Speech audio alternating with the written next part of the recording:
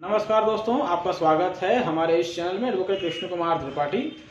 दोस्तों, आज और कल हमारे मीडिया चैनल्स में, न्यूज़पेपर्स में, न्यूज़ पोर्टल जो ऑनलाइन पोर्टल है वहाँ पर एक खबर वायरल हो रही है। अगर आपने पढ़ी हो तो वो खबर जुडिशरी को लेकर है। जो हायर जुडिशरी है, हायर जुडिशरी का मतलब हाई कोर्ट और सुप्रीम कोर्ट। तो हमारे देश में टोटल हाई कोर्ट्स के अंदर लगभग 750 से 800 के आसपास जज हैं और सुप्रीम कोर्ट में 34 जजेस हैं। इन सब को मिलाकर बात करें तो 800 के ऊपर हमारे देश में जो हायर जुडिशरी उसमें जज हैं, लेकिन इनमें से मात्र 15% जजों ने अपनी संपत्ति की घोषणा करी है। बाकी जजों ने संपत्ति की घोषणा नहीं करी है। ये कितना बड़ा सवाल है जुडिशरी के जजों की ईमानदारी पर। और इसके पीछे थोड़ी हिस्ट्री बता देता हूँ। विधि मंत्रालय में एक नेता हुआ करते थे बीजेपी के, सुशील मोदी नाम था इनका। इनकी अध्यक्षता में कमेटी बनाई गई थी गवर्नमेंट द्वारा, सेंट्रल गवर्नमेंट, बीजेपी गवर्नमेंट द्वारा। बहुत अच्छा काम किया था गवर्नमेंट द्वारा। ये मतलब इस काम की सराहना करनी पड़ेगी। ये काम अभी तक हुआ नहीं था हमारे देश में, लेकिन इसके लिए कदम उठाया गवर्नमेंट ने। ठीक है, ये बड़ा अच्छा काम था ये। तो इसमें हुआ ये कि सुशील मोदी की अध्यक्षता में एक कमेटी बनी विधि मंत्रालय में, लॉ मिनिस्ट्री में, और उसमें जो है ये निर्णय लिया गया कि भाई जितने भी पॉलिटिशियन होते हैं वो चुनाव में आने के पहले उनको अपनी प्रॉपर्टी डिक्लेयर करनी पड़ती है। कितनी प्रॉपर्टी है, कितने क्या बैंक बैलेंस है, कहाँ चल अचल संपत्ति है। कोई गवर्नमेंट डिपार्टमेंट में होता है उसको भी प्रॉपर्टी डिक्लेयर करनी पड़ती है, चाहे मामूली क्लर्क क्यों ना हो। सेंट्रल गवर्नमेंट है, स्टेट गवर्नमेंट है, कोई आईएएस है, कोई आईपीएस, मतलब सब पे नियम लागू होता है। लेकिन शहंशाह सम्राटों पर नियम लागू नहीं हो रहा है। शहंशाह सम्राट मतलब हमारे न्यायाधीश, ये खुद को शहंशाह सम्राट समझते हैं।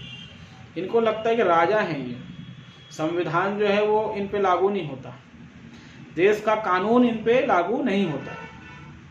इनकी प्रॉब्लम है। तो इसी को लेकर बहुत अच्छा इनिशिएटिव लिया गवर्नमेंट ने, और उस कमेटी ने ये डिसाइड किया कि जो आपके जो जजेस होंगे हायर जुडिशरी में, ये अपनी प्रॉपर्टी डिक्लेयर करेंगे ताकि पारदर्शिता आ सके और मालूम पड़ सके कि जुडिशरी में जो जजेस बैठे हैं इनकी संपत्ति कहीं काला धन तो नहीं आ रहा है, कुछ गलत तो नहीं हो रहा है। क्योंकि अगर आप एक जज हैं तो आपके पास अरबों की दौलत तो नहीं हो सकती। सैलरी अगर हायर जुडिशरी में है, आप अगर सैलरी की बात करें, सैलरी के हिसाब से आपके पास आप कुछ करोड़ के मालिक हो सकते हैं, लेकिन आप अरबों खरबों के मालिक नहीं हो सकते।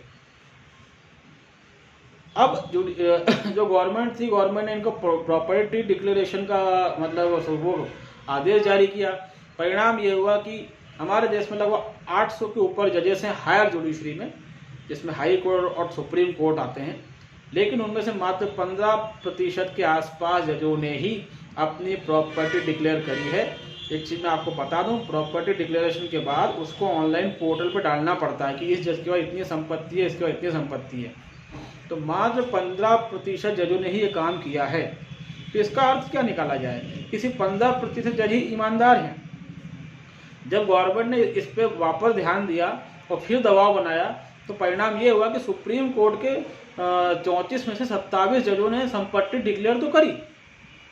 ध्यान से सुनिएगा मेरी बात, 34 में से सुप्रीम कोर्ट के 27 जजों ने संपत्ति की घोषणा तो करी, लेकिन वो घोषणा उन्होंने चीफ जस्टिस चंद्रचूड़ साहब के पास करी।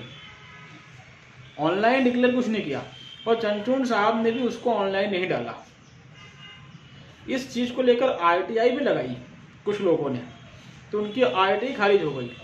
आरटीआई में ये कहा गया कि ये पब्लिक वेलफेयर का मुद्दा ही नहीं है, ये जनहित का मुद्दा ही नहीं है। तो क्या जज जो हैं इस देश में जो बैठे हुए वो राजा महाराजा हैं?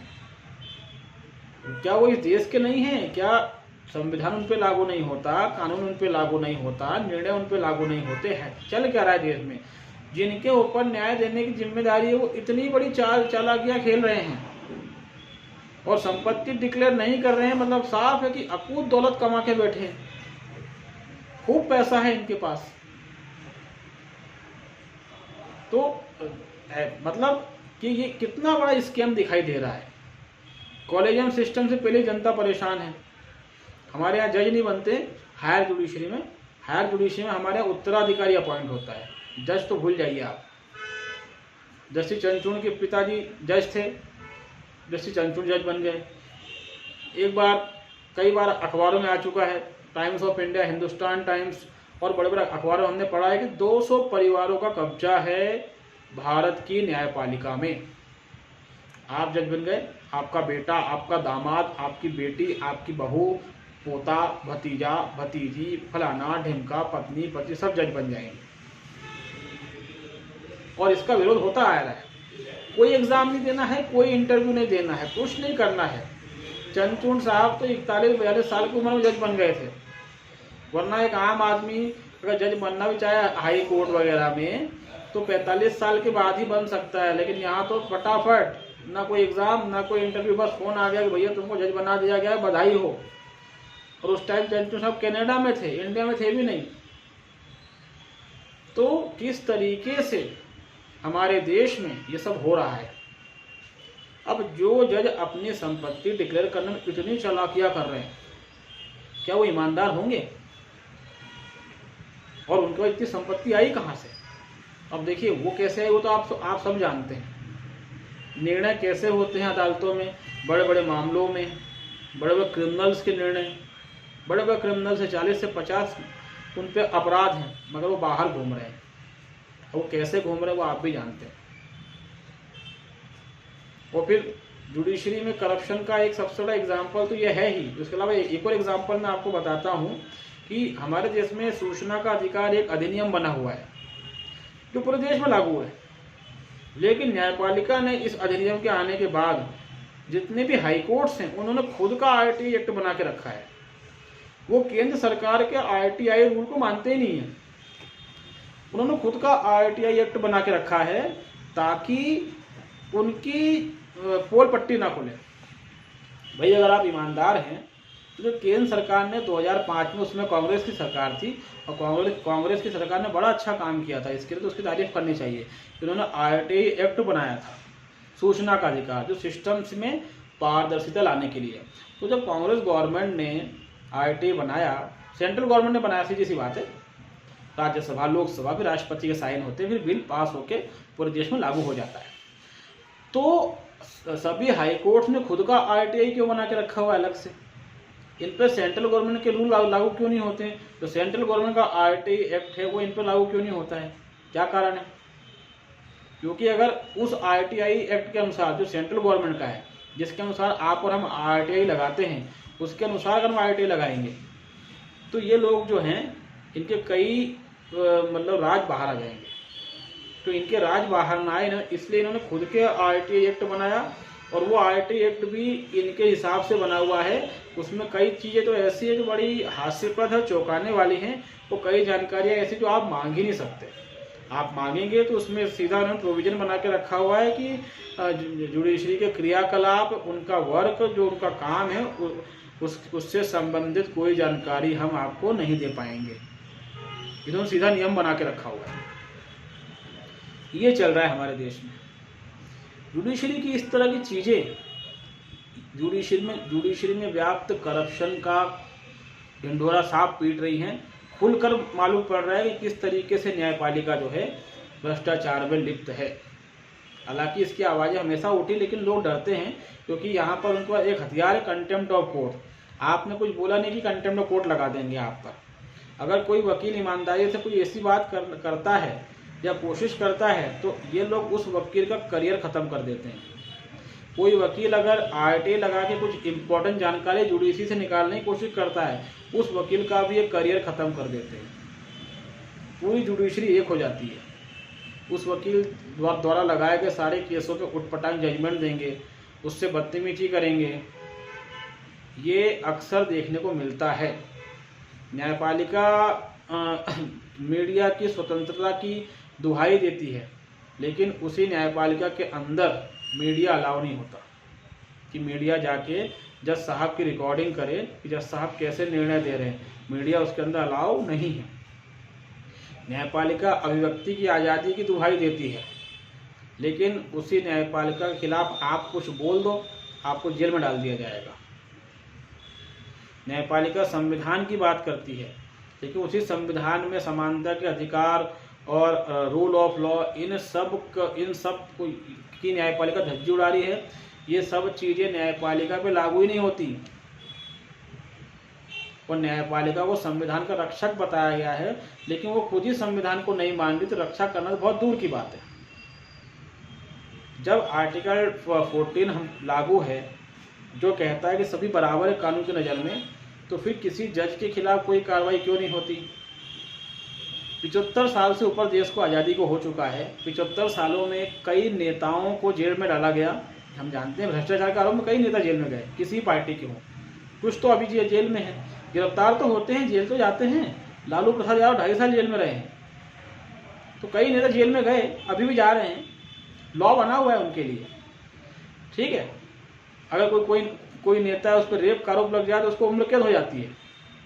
आसाराम बापू को देखिए आप, हालांकि उन पर झूठे आरोप लगे थे, लेकिन फिर भी वो जेल में है।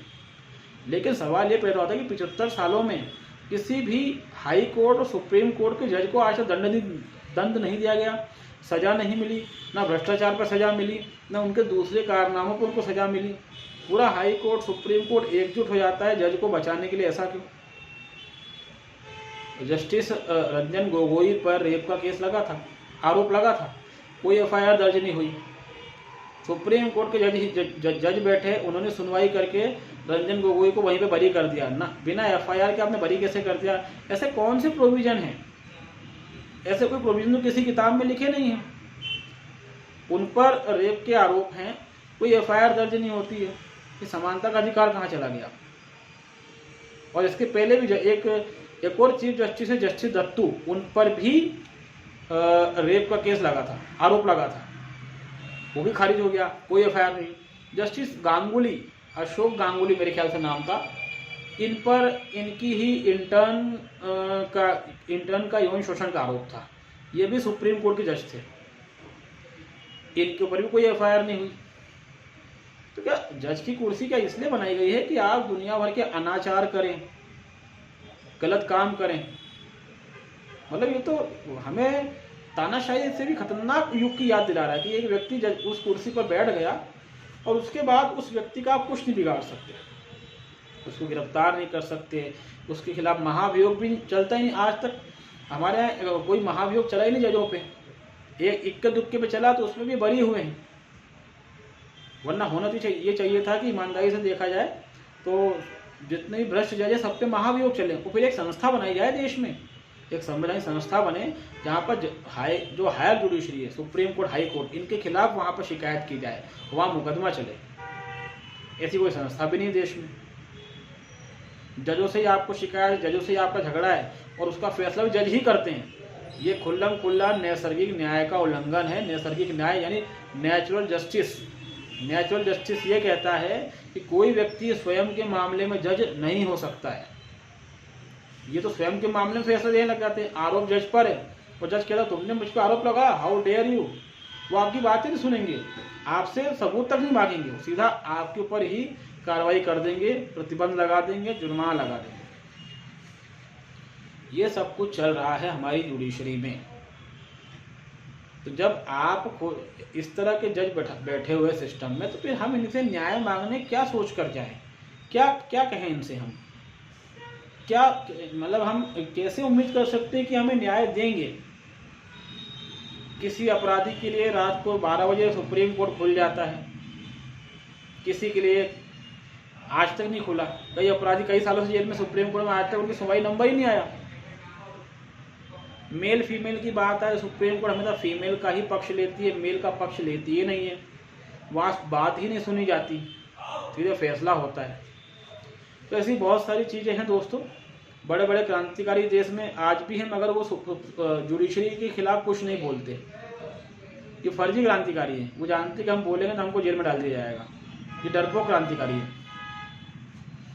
तो जिस तरह से अभी ये हुआ है कि प्रॉपर्टी डिक्लेयर नहीं कर रहे हैं, मतलब साफ है इनके पास अकूत दौलत तो है भी, हम जानते हैं। हम तो पर्सनली कई जजों को जानते हैं। किसी का एक बंगला मसूरी में है, ऊटी में है, ऋषिकेश में है, पचमढ़ी में है, तो एक फार्म हाउस बॉम्बे में है तो एक दिल्ली में है। इतना पैसा आया कहाँ से? कौन सा ऐसा न्याय कर रहा हो कि लक्ष्मी माता पैसा बरसा रही है? तो ये बहुत सारी चीज़ें हैं दोस्तों, अपने आसपास के लोगों को इसके बारे में बताइए ताकि लोग समझ सके कि जुडिशरी में बहुत बड़े रिफॉर्म की आवश्यकता है। जब पब्लिक जागरूक होगी तभी एक बड़ी क्रांति होगी, तभी रिफॉर्म होगा, वरना बेकसूर जेल जाते रहेंगे, गुनहगार बाहर घूमते रहेंगे। आप कुछ बोलेंगे तो आपको कंटेम्प्ट ऑफ कोर्ट लगाकर आपको जेल में डाल दिया जाएगा। तो उम्मीद है हमारा ये वीडियो आपको पसंद आया होगा। ये महत्वपूर्ण जानकारी है, आप सभी को पता होनी चाहिए दोस्तों। तब तक के लिए बहुत